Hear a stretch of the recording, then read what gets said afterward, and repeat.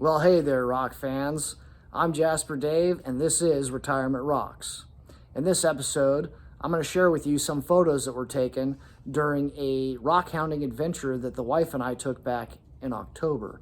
And towards the end, you'll see a video and some close-up photos of all the treasures that we took home from that trip.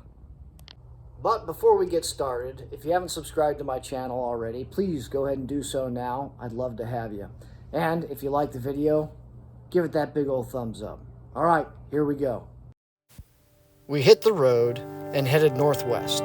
5 hours later, and after checking into the hotel room, we took a side trip to Carter Falls in Elkin, North Carolina. A short trail down from the parking area led us to the waterfalls,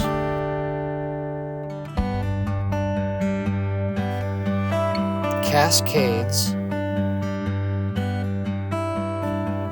and an interesting bird who seemed to be a little out of place.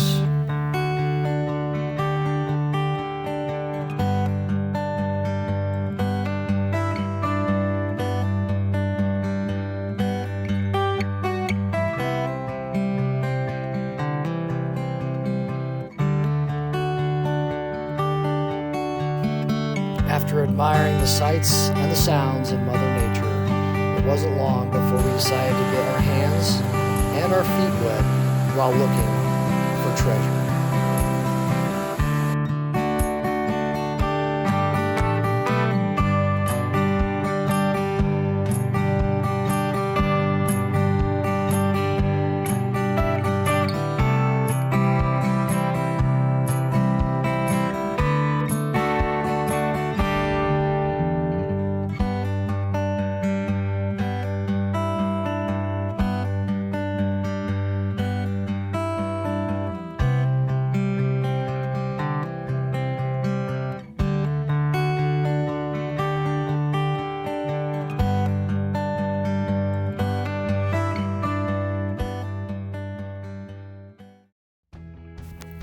The next day, we headed to Emerald Hollow Mine, a tourist attraction in Hiddenite, North Carolina. The mine offers 3 different options for mining. Digging, which we tried first, and we spent about 3 hours doing this. While digging, we found some large quartz chunks, but not much of anything else. So we decided to move on to the next option. Sluicing. You can purchase preloaded buckets that range anywhere from $7 to $1,000. We purchased 2 15-gallon buckets and spent the next 2.5 hours uncovering the treasures inside.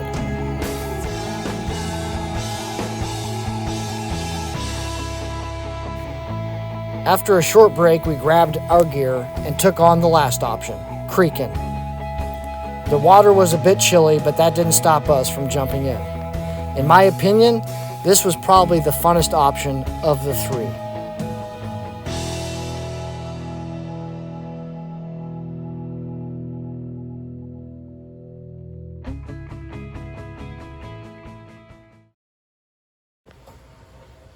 All right, so what you see on the table here are the spoils from our rock hounding adventure at Emerald Hollow Mine.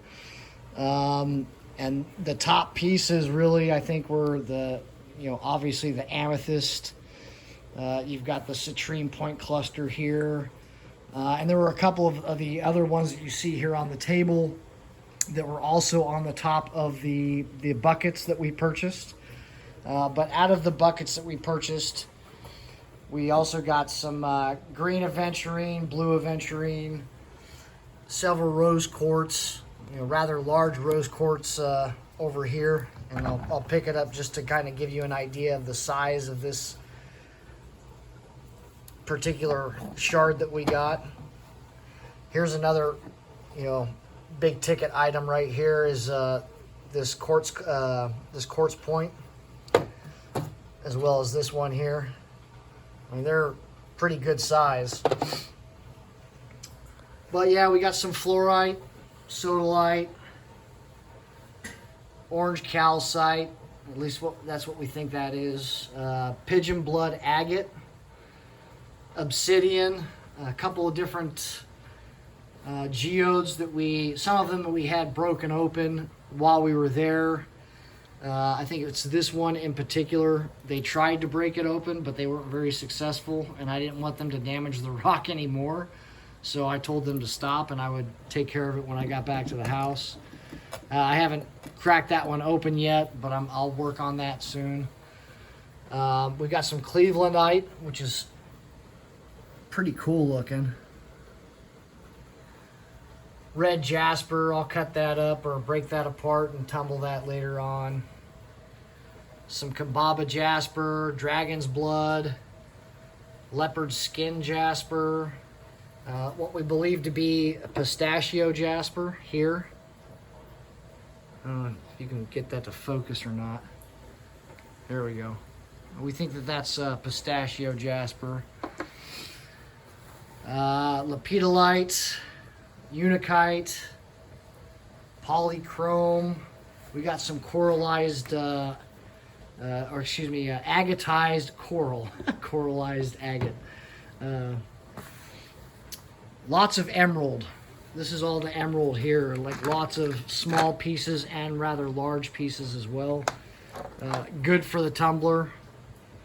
So we'll be rolling these through the tumbler at some point.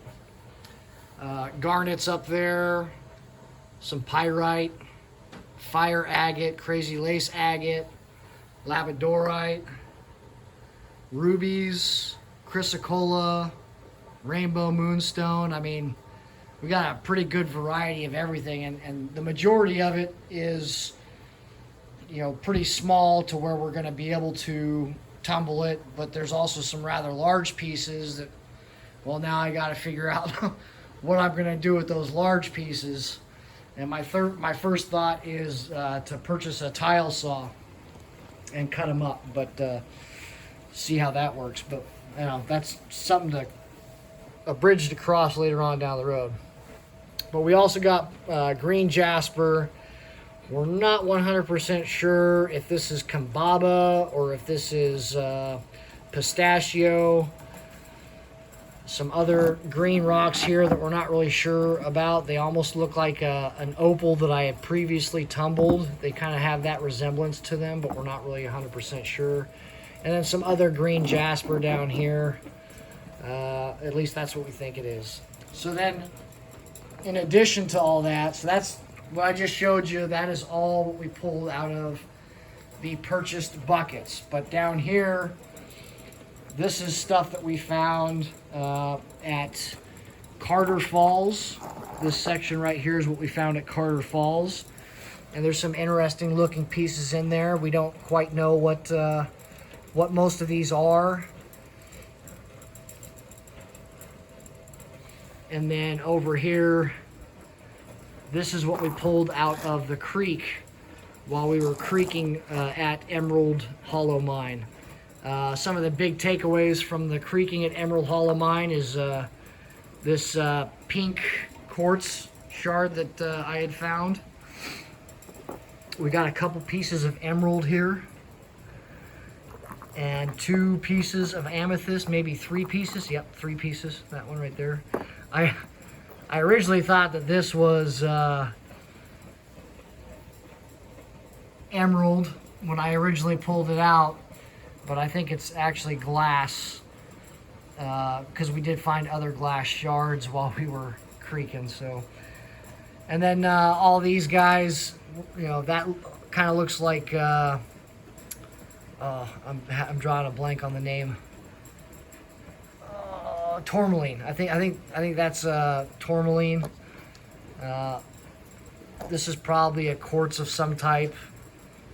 And we haven't run any of these through the tumbler yet, but we will soon, and clean them up to see if we can see what exactly they are.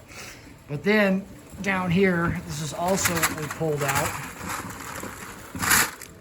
and all of this will wind up going through the tumbler just on a burnishing stage first to see if it'll clean up, and maybe we can tell the difference, or tell what they are.